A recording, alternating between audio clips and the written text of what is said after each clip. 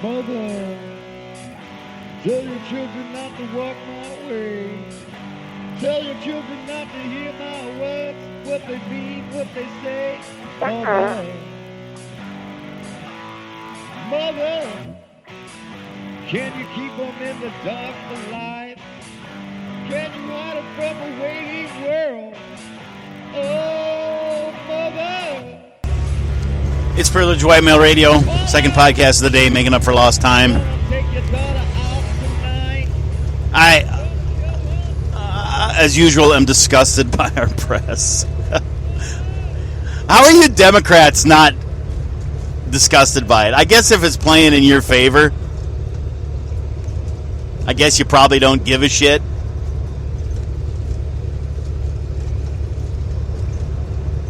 I'm listening to 2 days worth of discussion on the firing of Trump campaign manager Corey Lewendowski.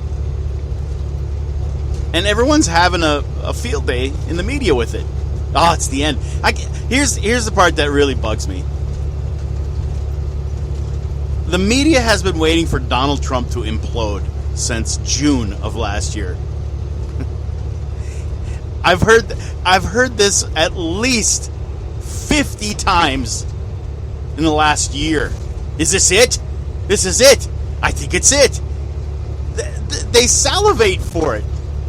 The Democrats, and for that matter, a lot of Republicans, are salivating, rubbing their hands together, just waiting for this guy to go away. And it never happens. Now, is this going to be the time? Is this all this talk? Trump doesn't have enough money. He's not raising enough money. Yeah, he's fired his campaign manager and brought in Paul Manafort. It's over. See, look, it's done. And he keeps on trucking right along. Interesting point I just heard made on CNN.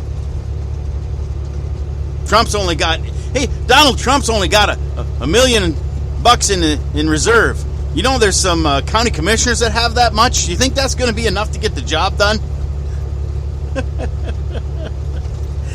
It's talking out of both sides of the press's mouth, and a lot of politicians, they talk about money in politics. Listen to Bernie Sanders.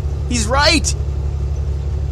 Now they're arguing over who has enough money, and that Donald Trump only has $1 million, so he's a piece of shit. He's never good. He's a failure. He's only got $1 million. And look at all the money Hillary's got. Hillary's got $44 million or whatever the figure. Doesn't matter. And the point that was made by some RNC guy, chief strategist for the RNC, don't know his name, doesn't matter, was that's a false narrative. Donald Trump can write a check tomorrow. He's been self-funding. You can't look at Trump's campaign through the prism of Hillary Clinton's campaign because they're two completely different animals. He could write a check for $100 million tomorrow and it would be over as far as the race for who's got the most money. God, it's just sickening. But even beyond that, on this Corey Lewendowski thing, you know, the guy that supposedly shoved the girl, and then the girl got mad, and then the girl went to the police, and then they watched the video, and the police said, sorry, nothing we can do about it. And then his firing was called for then, and Trump didn't fire him. Now, as Trump moves to a general election, he removes Lewandowski and puts in this Paul Manafort, who's had tons of experience with general elections, running general election campaigns in the past. And it's the end. It's the end. Is this the end? It must be the end. Look at this. This is never good. A campaign shakeup like this is never good. This is all I've heard for the past 2 days. Yet, on the Democrat side of things, and this is why I don't understand how some of you Democrats don't just look at the TV and cock your head sideways and go, wow, this is interesting. You really got some friends here in the media.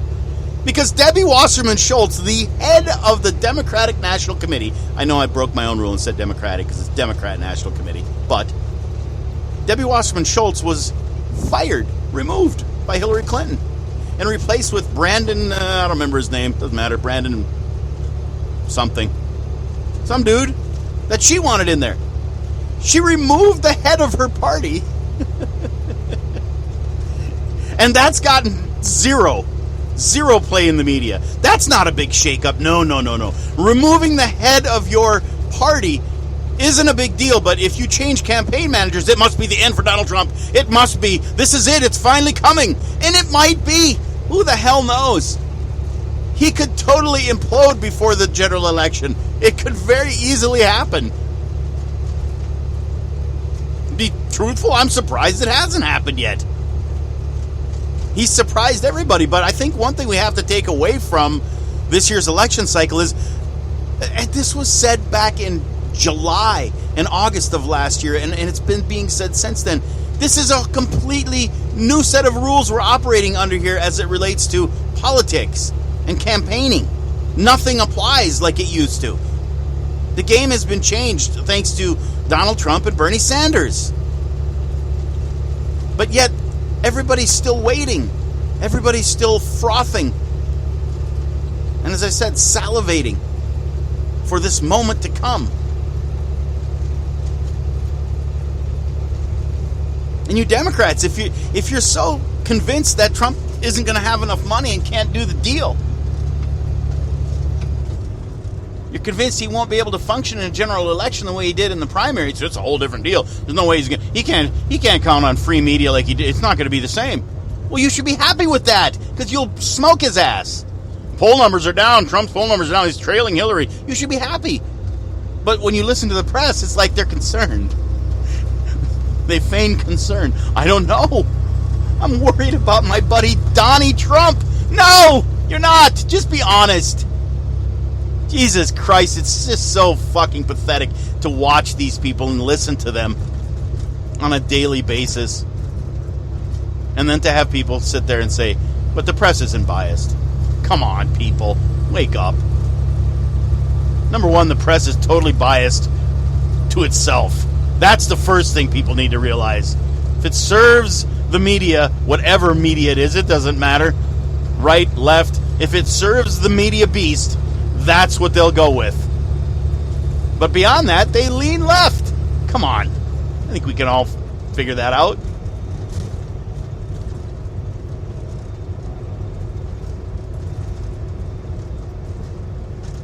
This whole campaign season has just been an absolute joke.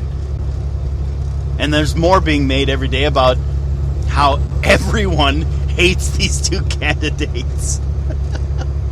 The two of the most hated people, the highest undesirable numbers in history, modern history anyway. And these are the two people that are running. And now tomorrow there's going to be today Hillary Clinton's going after Trump on something or other. Of course it'll be, is she going to ride this horse all the way to November? Unfit, mentally unstable? Is that the horse she's just going to keep on? She's going to keep on beating on that drum till November? Is that going to work? I've wondered about that. I really have. I think it works with Democrats, but I don't think it works with undecideds in the swing states.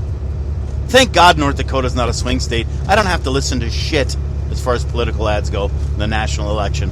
I don't have to hear jack squat. You poor saps in these states that are, supposedly the ones that decide who the president is, you guys must just be beside yourselves by November. Oh, God. So Hillary's going to go after Trump today, and tomorrow, Trump's going to go after Hillary. This is what we've got to look forward to for the summer. Hey, first day of summer yesterday, folks. Yay.